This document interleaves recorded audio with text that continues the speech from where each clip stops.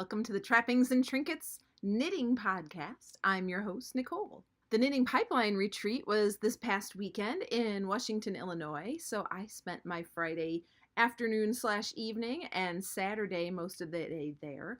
It was a really good time. As usual, Paula always does a fun retreat. I did get to do a workshop this year. I did a trunk show, so I told the friends that I was sitting with at my table, like, you have to come to my trunk show because I don't want to do a trunk show for two people. I was like, I don't think of myself as a big time designer, so I was like, I wonder if people even know who I am or would be remotely interested. So I was very pleasantly surprised that we were in a church, and so we were in one of the classrooms in the church, and I would say that there was probably a dozen people sitting, and then there was another 20 people kind of stuffed into the room, and then there was another probably 10 people at least that were kind of in the doorway or standing out in the hall because they didn't fit in the room. So I was super thrilled about the turnout. The classroom, next year I would know to ask for a larger classroom. And I did feel bad I kept telling the people that had come and were standing, like, there's chairs in the class next door, you could bring a chair in, but a lot of them didn't, and they were probably right because there really wasn't any place to put chairs. So the only thing that was bad about that great of a turnout is that I felt very, like, I knew that my talk was about an hour long, and so I didn't like that there were all these people that had to stand for the whole hour of the talk, and so I did feel like I was kind of rushing through, but you know, what can you do? Live and learn. Now I know. So it went really well. People were very nice. They did ask a few questions, but not too many. And then a few of them did stay to try things on. And they seemed interested with what I had to say. So that was good. I'll tell you a tip that I passed on that it seemed like quite a few people in the room weren't familiar with this idea, was that when you are substituting yarns, and I feel like maybe I've said this before on the podcast, so forgive me because I'm senile and I can't remember anything. But anyway, to substitute a yarn so that your pattern turns out the right size and you have an easy time getting gauge, what you want to do is stay within 5% of the sample yarn. So just to make the numbers easy, let's say that your sample yarn, and by sample yarn I mean like the yarn that the designer used when they wrote the pattern. Let's say that sample yarn was had 200 yards in a skein, so it's some kind of worsted weight yarn. So to stay within 5% of that, you want to take 5% of 200. So if you remember your math, you have to knock off the last number. So instead of 200, you would have 20 because you knocked off the last number. And then you divide whatever number you have left, the 20, you divide that in half. So that's 10. Got it? So 200, knock off the last zero. You're left with 20. Divide that in half. You get 10. So that's the number you're going to add and subtract to your original number. So your original number was 200. So add 10, that's 210. And subtract 10, that's 190. So that means in order to stay within 5% of that sample yarn, you want to look for a yarn that has as few as 190 yards or as many as 210 yards. But you don't want to go too far outside of that range. Depending on how well I want it to fit, or how much I want to stay with the quality of the original fabric, I might go as far as 10% out from that original number. So instead of adding 10 and subtracting 10, I would go with 20. So that means I would go up to 220 or down to 180. So I would stay in that range. If I wanted something to fit or be similar to the object in the pattern, I would not go outside 10%. And preferably I stay with 5%. Now, there is one caveat to that, and that is that trick only works if you're substituting a similar fiber, because wool, cotton, bamboo, silk, mohair, like all of those different fibers have a slightly different weight to yardage ratio. So, for example, if you took a skein of cotton and a skein of mohair and you had 200 yards in each skein, the mohair would be a lot lighter than the cotton. And if you've ever felt pure mohair, you would know what I'm talking about. So you do want to also stay with a similar fiber type. But as long as you're, and by similar fiber type, I mean, like if something is pure wool in the sample and you're doing like a wool nylon blend, that's totally fine. That's very similar. Even if you do like a wool with some cotton in there blend, that's fine.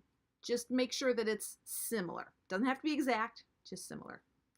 So the camera's really throwing me off today. I had to change how I record the podcast because I actually recorded another hour-long podcast where I rehearsed my trunk show for you guys, and my computer ate it again. And so when I called up the Apple support lady, she's like, "Oh yeah, we know about that problem," because I've always used Photo Booth because it's the easiest program for me to record in. The camera doesn't flip you, and so when I gesture to the, see right now I'm gesturing to the right, but on my screen it looks like I'm gesturing to the left, so it's very confusing to record in iMovie, which is what I have to use now. But she said that the engineers know about the problem with Photo Booth and that they're working on a fix for the, one of the future updates. But for now, if you try to record a video in Photo Booth that's more than, she said, about 20 or 30 minutes long, there's a pretty good chance that you're going to lose it. So I'm gonna adjust, but I might, like, if I'm gesturing, I might look confused, and that's the reason why. Okay, so anyway, trunk show was great. I enjoyed. I got to sit with a friend that used to live where I live, but she moved a state away a few years ago, and so she still comes back for the pipeline retreat, so that's fun. She brought a couple of friends, one of whom I met at last year's retreat, and one that was new, and then there was also a woman that goes to my knit night now, goes to the same knit night as me now, and she had brought a friend too. So we had a fun table to sit and visit with, and it was a very enjoyable retreat. Oh, I have to tell you, so here the retreat organizer's worst nightmare came true. Well, I guess there could probably be worse things, like if your venue like burns down or something. That's probably worse. But the person that always comes to do the cooking for the retreat was rushed to the hospital the night before the retreat started. And so she woke up Friday morning, the day that the retreat is going to start, with a message that she had no cook. So she handled it beautifully. A couple of her friends that also help her organize the retreat really stepped up, and the three of them went to Costco and got a bunch of like soup, and they had salad stuff, and there was sandwiches for one of the meals. They got canned fruit and chips, and it was totally fine. So I hope that, I feel like everybody at the retreat was completely fine with it, and I hope that she, feels good about how that all got handled, because that would be very stressful if you've been planning a retreat for months and months, and then at the last minute, like, a big chunk of that retreat kind of falls apart. That's a little bit of stress right there. Okay, so let's talk faux. I have some finished objects today. Finished object number 1 is, oh, I'm wearing it. That's why it's not over here in my pile. I'm wearing it. It is called the Wine in the Wool cowl. And as you can see, it's a stripe pattern, but it has some fancy little color work bands there that are knit and purl texture. And this is made from a mini skein pack from Wonderland Yarns. And the base is Mad Hatter. It's their sport weight, and it's a merino wool that's very soft. I can wear this on my neck or on my head. I actually have a couple of sweaters. I have a tank top made out of this. Like, this is next to the skin soft, and she really does put together some really fun color combinations. I wish I could remember. I do have a project page for it, so if you really want to know what the name of this color combo is, I'll have it on my project page. But this is a very easy pattern, and it's part of my Color Packs and Stash Scraps ebook.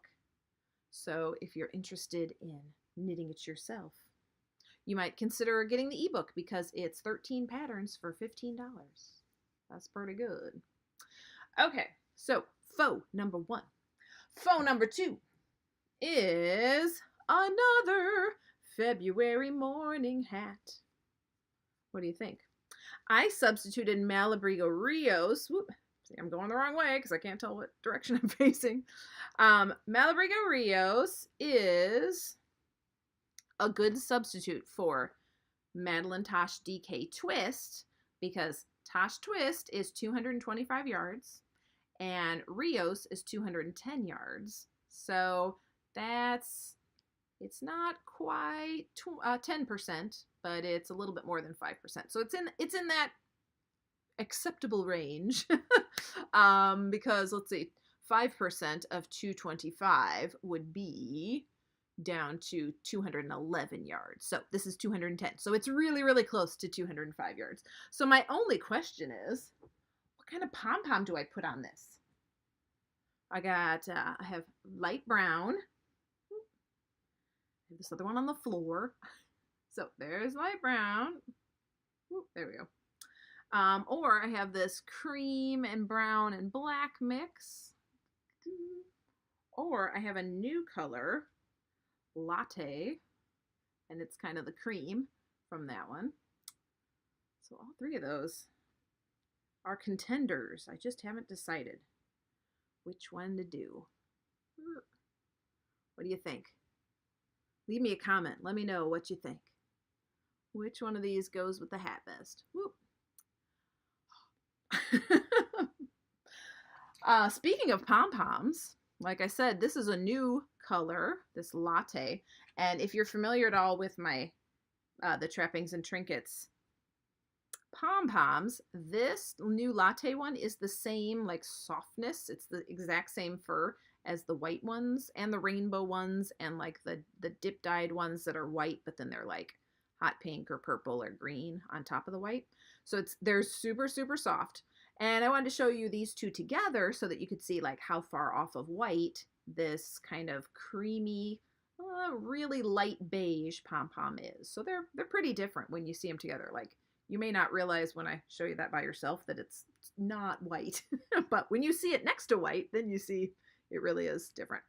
I also wanted to show you that I have some petite sizes and I will be adding more to the shop, but for now I just have the petite ones in two colors. I have them in latte and I have them in my candy or my cotton candy fur. So those are the only two that I have the small ones right now. And again, to show you the size difference, here's my petite, here's my full size.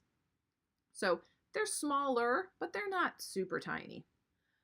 Same thing with my cotton candy. Here's a full-size cotton candy right here, and here's a petite cotton candy. So there's a difference, but these are still like if you want a more subtle pom-pom, you know, that's pretty big. If you want a more subtle pom-pom, or if you're doing a child or a baby hat, you may choose a smaller pom-pom for them.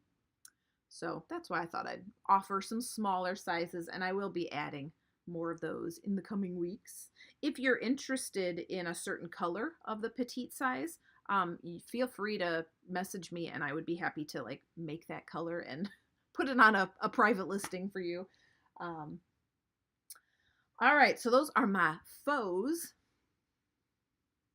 Let's talk hose. Hose and faux.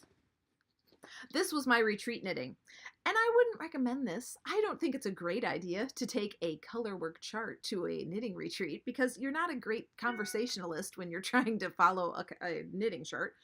But I didn't have anything else that was kind of in my queue and, you know, with the yarn ready to go and that kind of stuff, so it just worked out that way.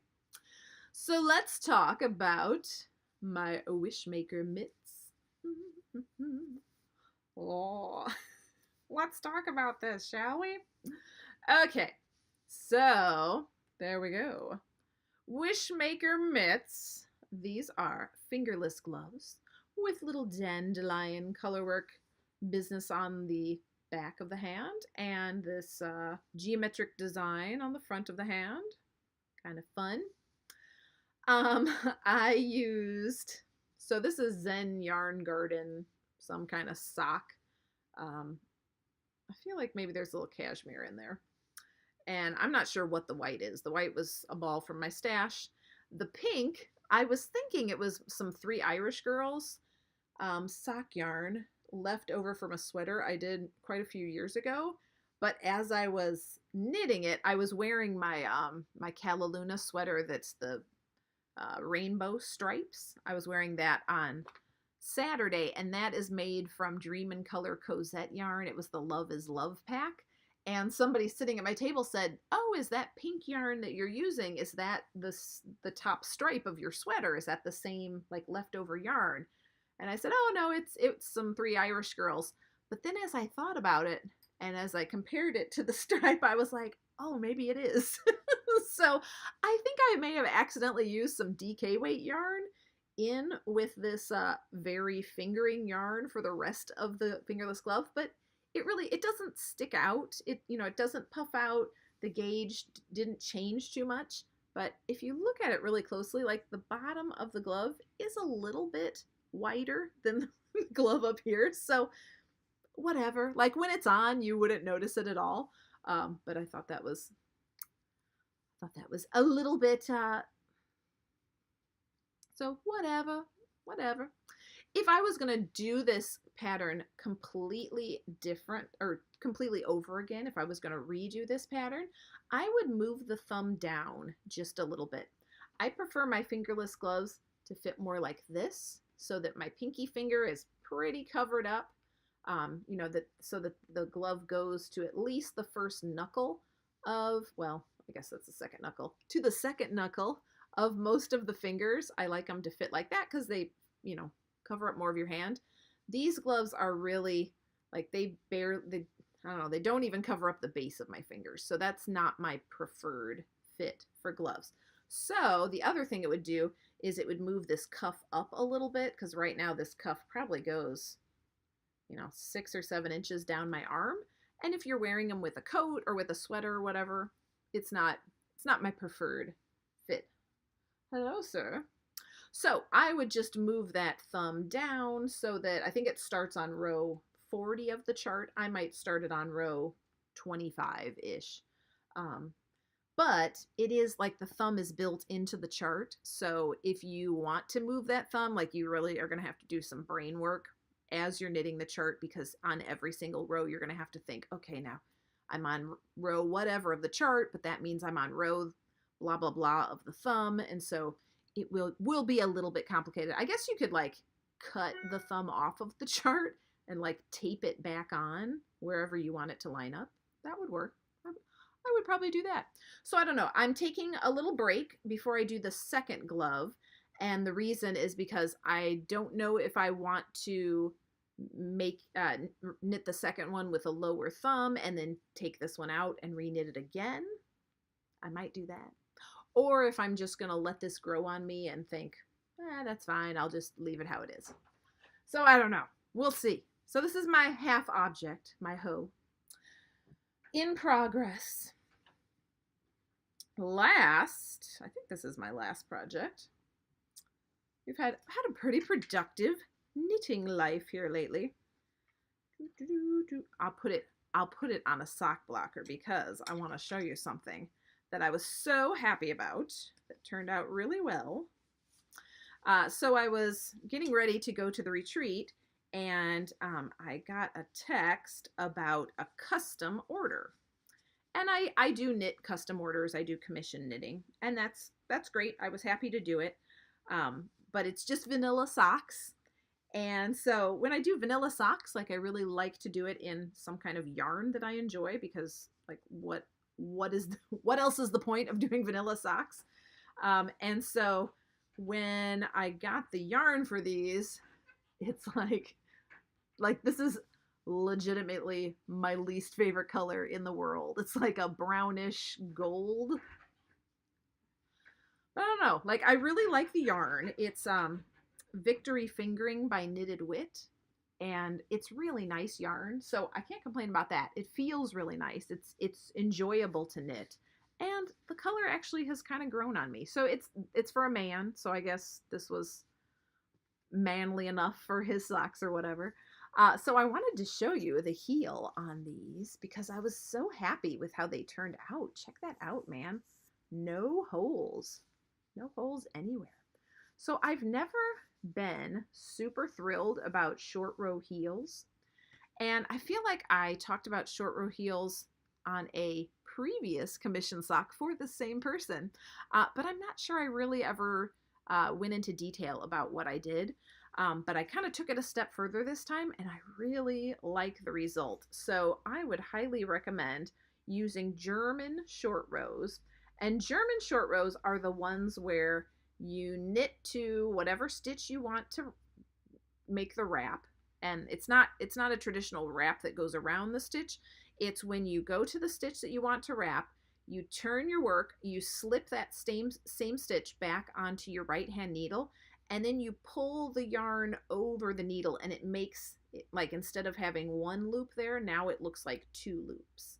So that's the German short row technique. And basically I just go back and forth, um, you know, slipping and pulling the yarn over, and then when I get to that stitch again as I'm going in the opposite direction, I would just knit the stitch and the extra loop together, and then go to the next stitch and wrap it, knit back. So if you've done socks before, you probably understand with a short row heel, you just take about half the stitches, and I actually did use more than half of the stitches because I feel like sometimes short row heels especially are a little too shallow for people's feet. And especially since this is for a man, like their heel, I think, tends to be more pronounced than a woman's heel. So I think I have 56 stitches going on this sock around. It's a thicker fingering.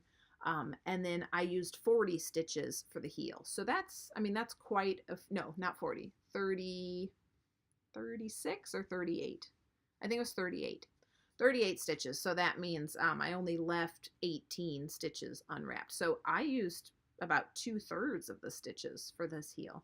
But I like the depth of it. I feel like that's gonna, it's gonna fit his heel. It's gonna come all the way up to the heel. And especially since I was doing the leg in this ribbing, it was even more important for me to give him a full-sized heel so that that ribbing wasn't kind of resting halfway down his heel. I think that would look weird. So anyway, I'm thrilled with these. When I do my show notes, I'll see if I can find some sort of tutorial for German short rows in case you're interested in trying that.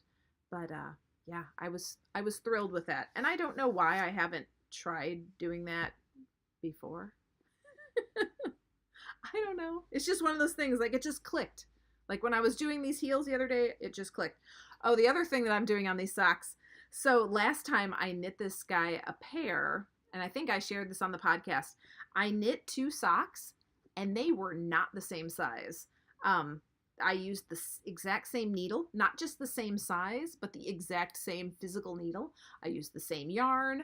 I used the same stitch number. I even did it like consecutively. I did one sock. I didn't do any other project. I just launched right into the second sock. So it's not like I even had like a change in time where I had lots of time to get more stressed or get unstressed or whatever. I don't know what happened, but I knit that second sock a lot tighter than the first sock. And so if it was just socks for me, who cares? Like once you put the sock on, there's enough stretch in the knit fabric that it's fine. They would both fit just fine. But because it was something I was knitting for a commission, and I was going to be paid to knit this thing for someone, I felt like I needed to give them a set that not only fit correctly, but also looked like a matched pair. So I could not give him 2 socks that were like a ½ inch different in the circumference. So I ended up having to knit a 3rd sock, and that's a bummer because I'm not going to charge him for knitting 3 socks. He only wants 2 socks, so I'm only going to charge him for 2.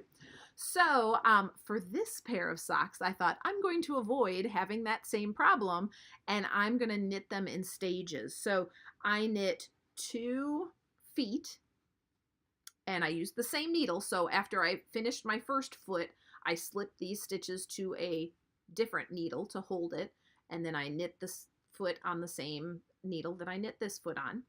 And then the next day I made 2 heels, And then today's the third day. So on the third day, I started knitting the legs. So doing it like that, I thought, well, this will be even less likely to, I'll be less likely to change gauge because I'm doing these things on the same day, not just like consecutive days, but I'm actually knitting 2 feet on the same day. So they actually turned out exactly the same. So I'm very happy that I did it that way because I don't mind knitting commission knits, but I don't want to knit them more than I have to. So thrilled about that. Highly recommend doing it that way. All right. What else? What else have I been up to? I finished a book. I finished the book called Braving the Wilderness by Brene Brown and loved it. I kind of love everything that Brene Brown does. She calls herself a shame researcher, and she talks like most of her research has to do with vulnerability and shame and capacity for joy and staying in your integrity, kind of all the things that a mentally healthy person would be able to do. So as I try to be a mentally healthy person, I enjoy reading her perspective on those things. And I mean, everything that she talks about really is backed up by her research. So it's not like she's just grasping at, stories of her own. I mean, she does pull from her own life, but she has compiled information from many people's experiences, not just her own. So that's part of what makes what she's doing so valuable.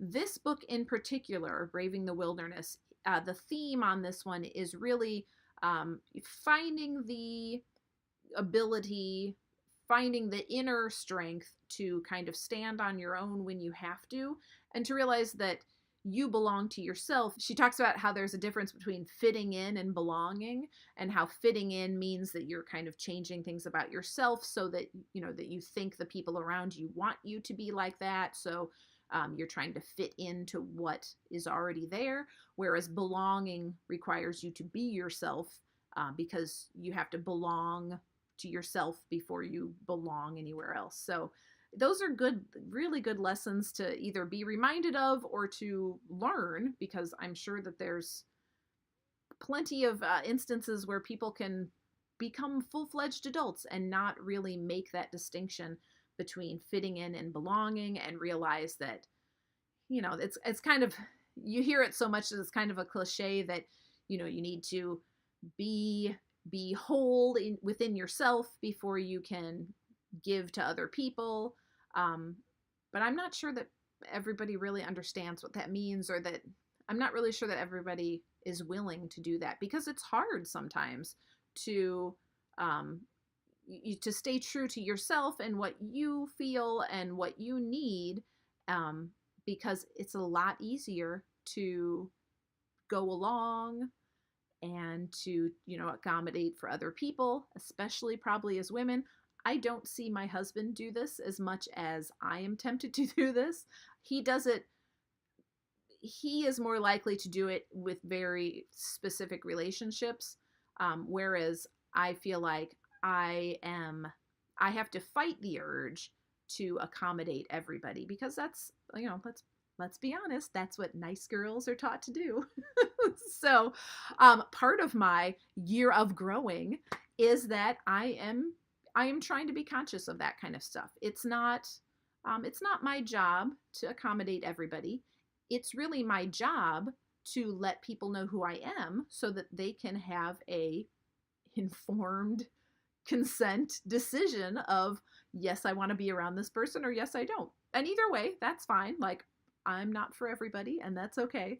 But the people that I do associate with, I want them to really know who I am, and not some like watered down version of me. You will get a lot out of reading this Braving the Wilderness book that I'm sure I'm not articulating because I'm not Brene Brown, but Brene Brown is very good at being Brene Brown. So I highly recommend her book.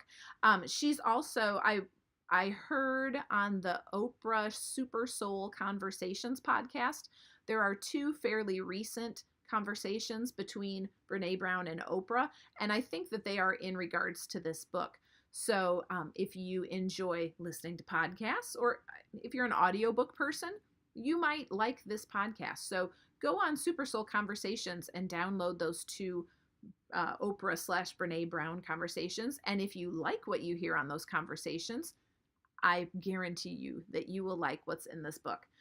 So challenge yourself, read a book that really, will really get you thinking about how you approach the world, how you put yourself out in the world, about not being as protective of who you are and what you think and what you feel.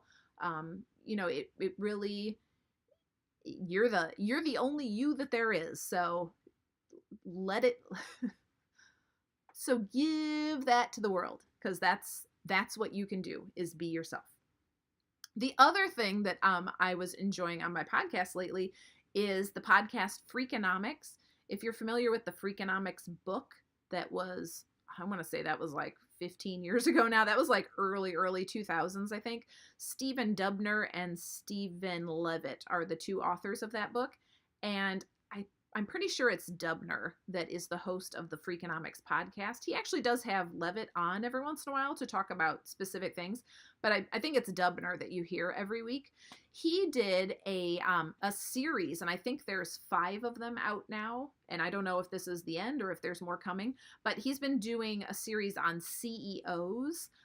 It started as just kind of like, what do CEOs do? Why are they so highly paid? Why do we care about CEOs?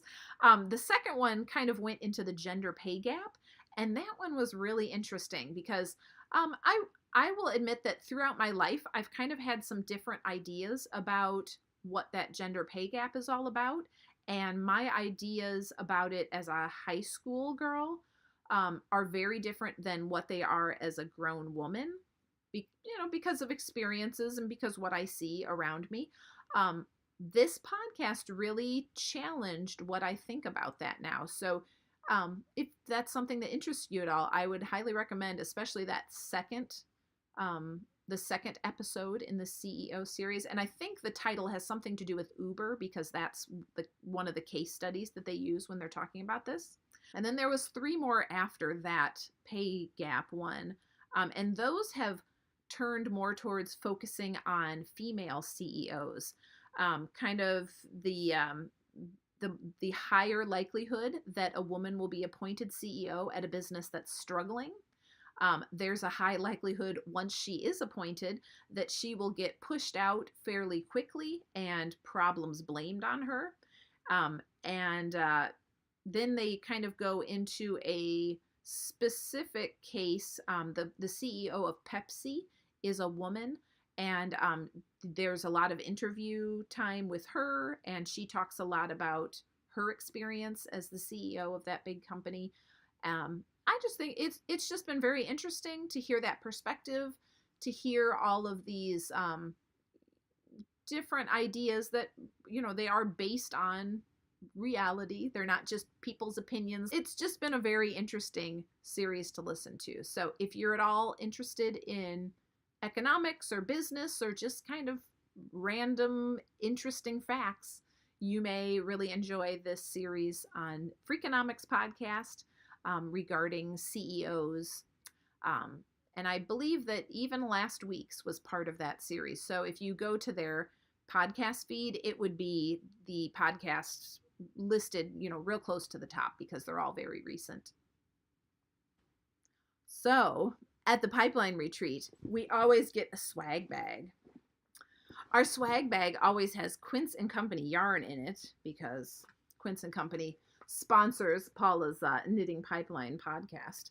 So I have 2 skeins of Finch, and this is in the Leek colorway, and it's a really nice spring green. So I don't know what I'll do with that exactly. I do have, from retreats past, I have a couple of skeins of a couple other colors. So I don't know.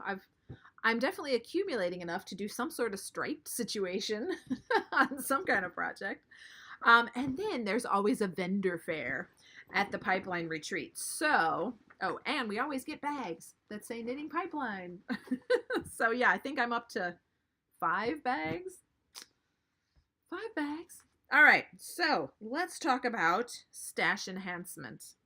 So before I show you what I bought, I'll show you what somebody brought me. This is from the friend that lives in the next state over now. This is called, let's see, Inked Sheep Fibers is the name of the dyer, and the color of this is Wolf's Bane. 4-ply Wicked Sheep Sock. Doesn't that look like it's like a bloody Valentine, goth Valentine. So it's got some real pretty red that fades into black, and then speckles of those same colors on a white base. And some of my hair. So this is super wash, and it's 463 yards. It's really nice and soft. So this could make like a nice size shawl. It could do socks, but honestly, I don't know exactly how that would knit up because of the chunks of color here and the speckles. So I'm not sure. I may have to swatch it, or maybe once I kind of unravel it and cake it up, I'll understand better how the color is gonna knit up. But I thought that was really pretty. So thank you. I already said thank you to the person that gave this to me, but I want her to know that I appreciate it. So that was really pretty. Inked Sheep Fibers from the vendor fair. I don't know, I was like, apparently I was in the mood for some self-striping this year. I got a lot of stripes. This one actually, he told me that this is not going to stripe. This is going to be more of a variegated yarn. But this is Dramatic Knits brand. No, I'm sorry. Leading Men Fiber Arts is the name of the yarn. It's the Dramaturg base, and its foliage is the colorway. And this is a DK weight yarn. But I thought this would be good socks. It's, I'm sure it is DK. It's not a real thick looking yarn, so I think this will make a nice pair of thicker socks, but real fall colors. So that's fun. And that one was, let me think here. Okay, so that's 100% merino superwash. And then another one that is kind of stripes, but not exactly. This is Yarn Geek Fibers, and I'm pretty sure this is another superwash. No, it's an MCN. I mean, it is superwash, but it's 80% wool, 10% cashmere, 10% nylon. Rainbow Dashing is the colorway here. And the way this was dyed is that if you imagine a loop of yarn, about half of that loop is this nice deep gray. And then the other half of the loop has the colors consecutive. So it's like pink, orange, yellow, blue, green, blue, and then purple.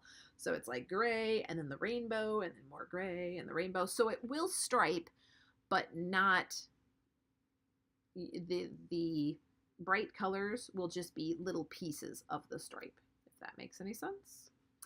Anyway, very pretty. Okay, and then self-striping. So I also happened to pick up a couple of Corriedale nylon skeins. I don't think I've knit with Corriedale before. I hear that it's pretty sturdy. It definitely, it feels a little more rustic, not in a bad way. It feels very light. So I bought these to make socks. I'm sure that I can wear more rustic yarn on my feet. I don't think that would bother me. But anyway, this one is blue. It's like a nice sea turquoise with some darker navy and purple and black in it. And then, that's Diabolical yarns. And then this one is Knit Spin Farm. And that has some lighter, more faded out colors, blue, maroon, and gold. So these will both be stripes. And I did actually see samples of these knit up, which was super helpful. Thank you, both of you, for having those samples at your tables. Because, when you see yarn like this, you think, well, I don't know, is it going to be thin stripes or thick stripes, or are they uniform stripes, or are some of them larger or smaller? So it's really, really helpful when you have a sample there that we can actually see knit up. So I'm excited to do these two, make them into socks, and I'll probably do just a kind of a tube sock with an afterthought heel with those self-striping yarns, because I don't love doing the short row heels because of the way the stripes change width when you do that back and forth instead of around and around. Knitters, you know what I'm talking about. So those will probably have an afterthought heel, but beyond that. So I had a little stash enhancement this week because of the retreat, but I'm looking forward to using those in a timely fashion. I don't think that many of those skeins are just going to wither in my yarn basket. So really enjoyed the retreat, enjoyed this past week of getting back into knitting. Now that I'm not making mass quantities of pom-poms, I'll be able to do a little more knitting coming up here, and I don't have to sew another batch of bags for a while. In fact, I actually have to bring my sewing machine to the repair shop because I was making this last batch of bags, and I don't know how I got this lucky, but I think I had 35-ish bags in this batch, and I make them all kind of assembly line style. Like I'll sew the zippers onto all of them, and then I'll sew the sides on all of them, and then I'll sew the around of all of them. So I actually had done all the steps. I was on the very last step where you just sew a little seam on the inside lining to kind of close up the whole thing. I was to the last 2 bags and my sewing machine stopped working. So I just finished off those last 2 bags by hand stitching the little interior, spot in the seam that was still open. But oh my gosh, like how lucky is that that it was the last step and the last couple bags, because that would have been a real problem. if my sewing machine had pooped out like the day before, I would have had a lot more stuff. Like I just wouldn't have been able to finish them. So I do have to take my sewing machine in for a little, I'm not really sure if it's a cleaning issue, like maybe there's too much fuzz built up, because it was something with the bobbin. The bobbin was kind of tying the thread underneath in knots and a lot of tangles. The thread, like the stitches on the top of the fabric still looked fine, but like when I took it out of the machine, the top would look really nice, and then the bottom would just like be a bunch of knots and stuff. So that wasn't ideal. Don't want it to look like that. So I don't know exactly what they need to do, but I'll take it to the sewing machine repair place and get it looked at. But honestly, like I bought this sewing machine for it wasn't much more than $100. I want to say it was like $120 at Sears back in about 2000, maybe 1999. Like this, I probably got this a couple years after college, because I know that when we moved into the house we live in, that I used to borrow my mom's sewing machine from like 1972. I used to bring that and borrow it every once in a while. And then I thought, I'm an adult and I have a full-time job. I should just buy my own sewing machine. So I did. And I think I was pleasantly surprised that it wasn't as expensive as I thought it might be. And so anyway, the moral of the story here is this sewing machine is kind of close to 20 years old. It cost $100 20 years ago. It's just a very basic sewing machine. Like, how much do I pay to fix it as opposed to just buying a new sewing machine? So I don't know how that's all going to shake out. I hate to just throw something out if I can repair it and still use it, because it is like it's a good sewing machine. It's easy to thread. It has always sewn nicely. Replacing the needle is very easy. Putting, the bobbin situation is very easy to use. So I like this sewing machine a lot. But if they tell me it's going to cost $150 to repair it, do I repair it or do I just go buy a different sewing machine? So I don't know. It's a situation. I don't know. What do you do in those sort of situations? I don't know. We'll see. So that's my job for this week, is to get that into the store. If you're a podcast viewer, you could go to the Trappings and Trinkets Ravelry group and post a comment or post a picture of the thing you're working on, or tell me what you would do if you had a $100 sewing machine that cost $150 to repair. go into the Trappings and Trinkets Ravelry group, and you can post a comment there.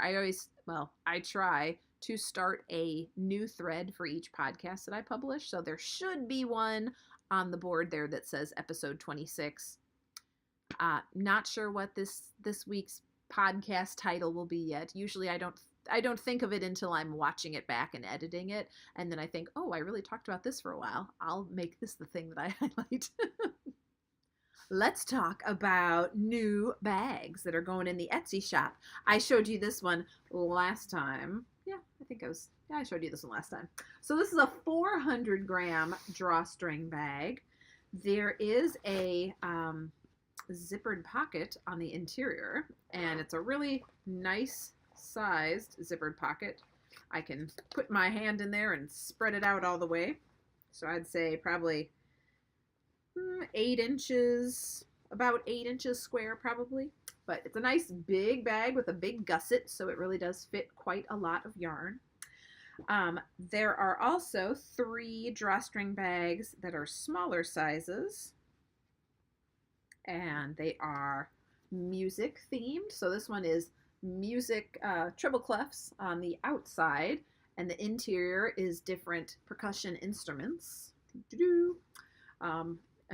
These all are designed the same, interior pocket like that. And then we have crafty ladies. Crafty ladies, they like to sew and needlepoint and knit and scrapbook, and I guess she just likes to shop for her craft supplies. She's doing some sort of beading. So there's crafty ladies on both sides. And then the interior of this one is just a solid like blush pink. And the interior pocket on that one, there you go. That one's a little bit smaller. That might be more like a 6-inch square on the 200-gram bags. And the last style is this cardinal bag. And the interior is a white, almost with the tiniest, well, I was thinking it was a little sparkly, but maybe it's not. It's just white snowflakes against a light blue background. And same style with the zippered pocket and a nice size gusset. So that would hold about 2 skeins of yarn or an equivalent project. So your pair of socks or a lightweight shawl. And they all have drawstrings, white drawstrings, except for the percussion music one. That's like a gray drawstring. So these are nice to knit out of because there's no zipper teeth to get caught. You can't see my lap, so I can't show you that. But with my zippered pouches, I like to fold them over. Let's see, I don't have any. Well, no, I do. With the zippered pouches, I like to take them, and when I'm knitting out of them, I like to fold them over like this. And that way it kind of acts more like a yarn bowl. Let me open up the gusset. And that way when the yarn drags over the side, it doesn't get caught on the zipper teeth. I mean, not that it's really going to get caught anyway, but I guess it would rub against it. Maybe fray it a little bit. But then I can also enjoy the lining fabric if I have it folded over like that. So that's my strategy. But with these drawstring bags, you don't have to worry about that at all. The other thing I like about these drawstrings is that I did not interface them, so they are very collapsible. And my idea was that these are going to be the sort of bag that I would throw an individual project into. And then I might put a couple of these collapsible bags inside one of my bigger zip-up bags. Or I like to have maybe a pair of socks on the go, and when I just want to go somewhere that I don't want to take my project bag along, I might throw a small bag like this kind of crumpled up inside my purse. So that works really well too. So those are the new bag styles, and probably getting the podcast edited and published is going to be my priority, but shortly after I get the podcast out, the next thing on my list is to put those bags in the Etsy shop. So you should be able to find those in the Trappings and Trinkets Etsy shop very shortly following the publication of this episode. And if you really liked one of the bags that you saw, just send me a message and I'll set it aside for you. You don't even have to. Won't even put it in Etsy, so no one else can get it. You can find me. All my contact information is going to follow the podcast. So my Ravelry name, the website that I use, there will be many places that you can contact me. So just stay tuned for all that contact information. I think that's about it for this week. I hope you have a wonderful couple weeks, and I will see you later. Bye.